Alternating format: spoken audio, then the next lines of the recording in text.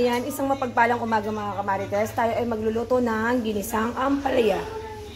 Ayan, painit tayo. Yung alamang ko pala nandito sa ref. Where is my alamangs? Here. Gigisa tayo ng kawamanggi. Ayan, samahan nyo ko ulit magluto.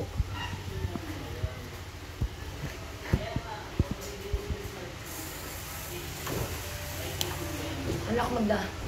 Tawagin ni daddy mo.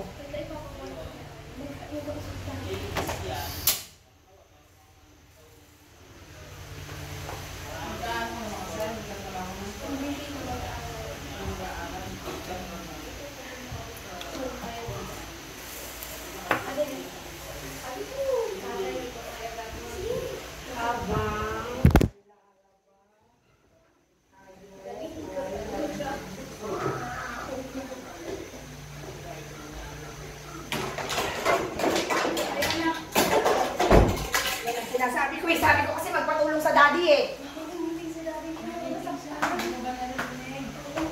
Di. Hindi ako nasaktan.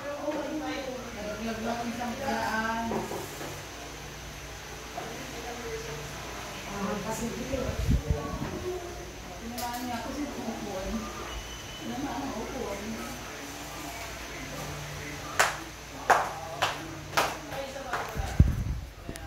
Guys, narinig niyo nag-ingay ang bunganga ko, di ba? Kasi ito yung hagdanan. Yan ang hagdanan at umakyat siya dun sa kaliwang kwarto na may dalang unan sa bangko. Ay, nako.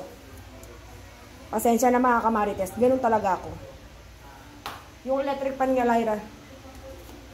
Ganun talaga ang bunganga ko. Ganun kaingay. Ay, nako. Oh, may galiway. Okay, tayo ay magigisa na. Pati ang aking cellphone, guys, ay nalaglag.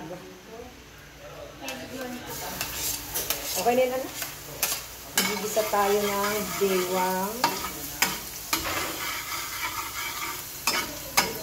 Then, onion.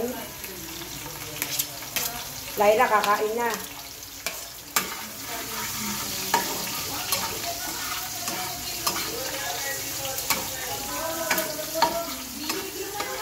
Actually mga kamarites, walang oras ang pagkain namin dito kasi ang almusal namin alas 11. Ang tanghalian namin alas 4, alas 5. Ang hapunan namin depende pag nagutom sa gabi. Isahin na natin ang ating alamang para maluto. Ay, nalagyan ang bata.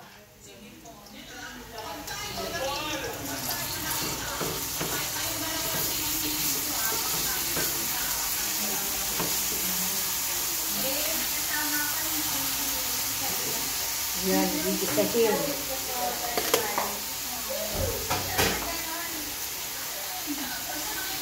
Then, ilalagay na natin ang kamatis sili.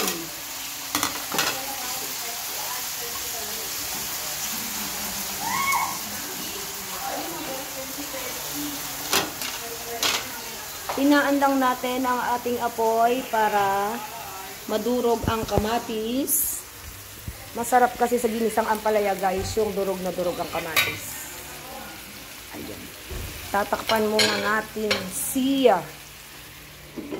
Yan ang ating ampalaya. Then, ibabalik na natin sa ref ang ating alamanggi. Yan.